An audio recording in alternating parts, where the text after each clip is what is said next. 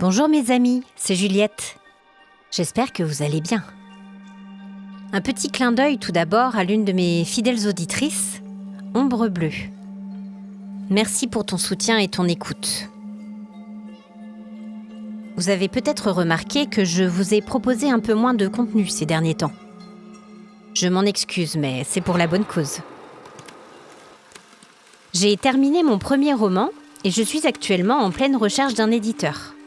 Souhaitez-moi bonne chance. Je suis également sur l'écriture de 3 séries différentes, audio et livres, et cela me prend pas mal de temps. Pour vous remercier de votre patience, je vous livre aujourd'hui ma 3e side série, comme toujours inspirée du témoignage d'une de mes fidèles auditrices. Vous écoutez Rencontres surnaturelles, side série 3, la Villa Rosenberg. Léa ouvrit péniblement les yeux. Bon Dieu, sa tête était aussi lourde qu'une enclume. Qu'est-ce qui lui avait pris de boire autant la veille ? En fait, à la base, elle n'était pas censée faire la fête. Son examen de fin d'année était à la fin de la semaine, et elle était loin d'être prête. Une nuit blanche et ses conséquences désastreuses étaient exactement ce qu'elle devait éviter pour réussir à maintenir son niveau de concentration. Elle se redressa d'un coup. Il lui manquait une bonne partie de la soirée après sa 3e vodka. Elle se souvenait des cris qui l'encourageaient à boire plus, sa grimace de dégoût à la brûlure de l'alcool dans sa gorge et son ventre, et sa course soudaine vers le jardin pour prendre l'air. La tête lui tournait, et elle avait dû s'asseoir sur un des bancs dans l'immense jardin. Elle avait admiré la pelouse tondue parfaitement et les grands arbres vénérables, même à travers l'obscurité. Étrange qu'elle ne soit jamais rentrée dans cette baraque avant. Elle était souvent passée à proximité, mais elle aurait juré qu'elle était abandonnée. On ne la voyait que difficilement à travers les lourdes branches de laurier qui bordaient le mur d'enceinte. Le gravier blanc luisait sous la lune, et elle sursauta quand elle entendit des bruits de pas venant vers elle. Un jeune homme un peu plus âgé qu'elle se posa sur le banc à ses côtés. D'abord, il ne dit rien. Les brumes de l'alcool, quant à elle, l'empêchaient de focaliser suffisamment son cerveau pour entamer une conversation avec un parfait inconnu. Il finit par se tourner vers elle et lui demanda d'un ton doux si elle se sentait mieux. Elle détailla ses yeux sombres, profondément enfoncés dans leurs orbites, la bouche fine, à l'expression mélancolique, et le visage d'une pâleur cadavérique. Elle hocha la tête sans dire un mot. « Je m'appelle Nicolas. » Elle avait beaucoup de mal à lâcher son regard qui l'hypnotisait, l'empêchait de réfléchir. Il se rapprocha et lui murmura à l'oreille qu'elle était encore plus jolie de près que de la rue. Il se mit à rire devant son air étonné. Il l'avait vue passer de nombreuses fois devant le portail de la maison, mais il n'avait jamais osé l'inviter à entrer. C'était donc ça, cette sensation d'être observée, chaque fois qu'elle passait devant l'allée qui menait à la demeure ? Elle s'était même demandé si l'endroit n'était pas hanté. Elle se détendit et ne réagit pas quand il passa son bras par-dessus ses épaules et se rapprocha d'elle. Par contre, elle frissonna. Il était froid, aussi gelé que la surface du lac artificiel en hiver, à 2 pas de la maison. Ils restèrent là un long moment, observant de l'extérieur la grande demeure qui tenait plus du manoir. Elle brillait de 1000 feux, ses nombreuses fenêtres ouvertes sur l'air de la nuit. La musique était assourdissante, et les infrabasses faisaient vibrer son ventre en un rythme presque primitif. La tête lui tournait de plus en plus, et elle n'arrivait pas à réfléchir. Elle sentit qu'il s'approchait encore un peu plus, et ses lèvres glacées se posèrent à la base de sa gorge, l'empêchant soudain de respirer. C'était comme si le monde s'était figé sur ce moment, dans l'attente. Elle se redressa dans son lit. Rien, le néant. Elle avait beau faire appel à toutes ses facultés mentales, c'était le trou noir après ce moment, comme si son cerveau avait volontairement effacé les événements de la veille de sa mémoire. Pire, Toute tentative de se rappeler semblait lui occasionner des maux de tête atroces, qui lui vrillaient le crâne tout entier.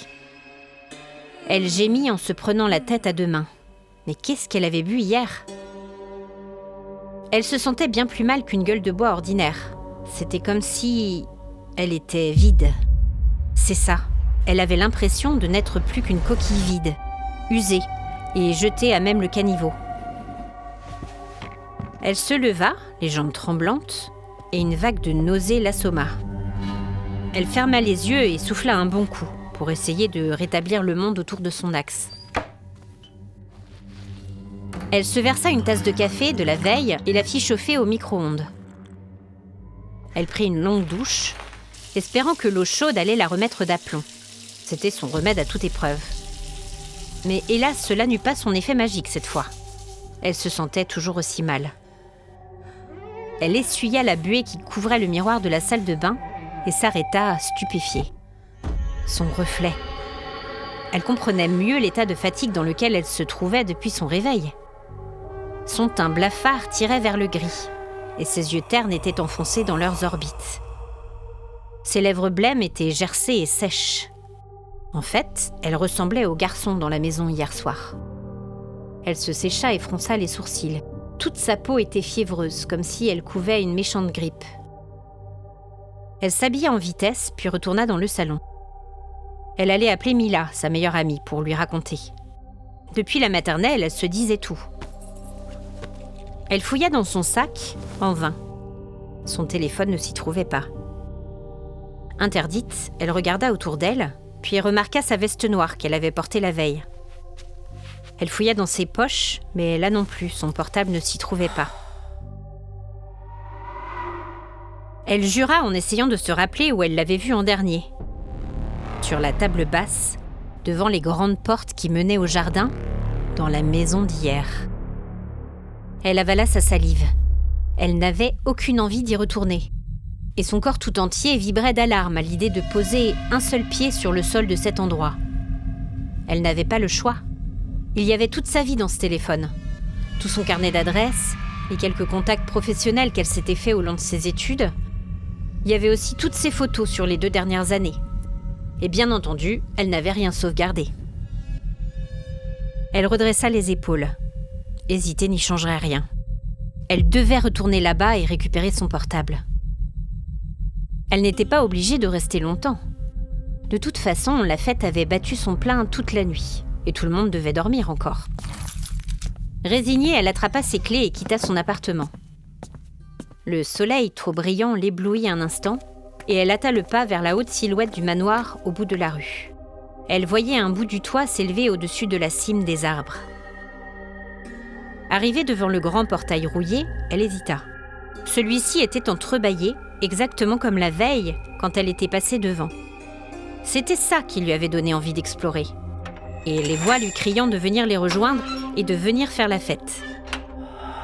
La longue allée était silencieuse aujourd'hui. Des herbes hautes et des ronces avaient envahi les plates-bandes. Pourtant, la veille, elle n'avait pas vu tout cela. Au contraire, le jardin était resplendissant de santé. Elle avança dans l'allée et monta les quelques marches de pierre qui menaient vers la maison. L'écho de son poing sur la porte résonna sinistrement dans la demeure tout entière. Il y a quelqu'un ? Personne ne vint lui ouvrir. Alors elle tenta la poignée en désespoir de cause. La porte s'ouvrit en grinçant. Le cœur battant, elle retint son souffle et pénétra dans la demeure dans un état second. Tout était vide, silencieux.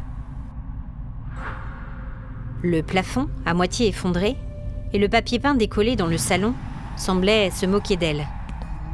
Elle avança plus avant dans le grand hall et se tourna vers les portes-fenêtres du salon. Les vitres étaient brisées et le bois pourri et gonflé par l'humidité. Personne n'avait ouvert cette porte depuis plusieurs décennies, même si elle-même avait franchi ce seuil la veille au soir. Médusée, elle se demanda un moment si elle n'avait pas simplement rêvé toute la scène. Mais un éclair brillant dans un rayon de lumière arrêta soudain sa pensée. Son portable se trouvait sur la table, bien en évidence. et à côté, une feuille blanche, comportant une seule phrase. « J'étais content de te voir en vrai ». Elle récupéra son téléphone et le souffle précipité, quitta la maison en claquant la porte derrière elle. En émergeant du jardin perdu sous les broussailles, elle faillit rentrer dans une femme qui se tenait devant le portail. Ça suffit. Couchez. La femme était assez âgée et promenait un petit chien d'une race indistincte. Inquiète, Léa demanda à la femme si elle connaissait les habitants de la maison. Celle-ci secoua la tête d'un air sinistre et lui dit que la maison était inhabitée depuis bientôt 50 ans, après le meurtre horrible de toute la famille par un voisin dérangé. Elle lui raconta que toute la famille avait été tuée. Le docteur, sa femme et le jeune Nicolas âgé d'à peine 25 ans. La femme lui conseilla de rentrer vite chez elle. Il ne faisait pas bon remuer les souvenirs de la Villa Rosenberg. Ils étaient encore beaucoup trop vivants. Merci d'avoir écouté cette nouvelle side-série.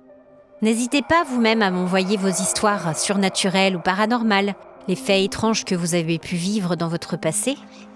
Et je me ferai un plaisir de les raconter à travers une histoire originale que je vous dédicacerai. À très vite.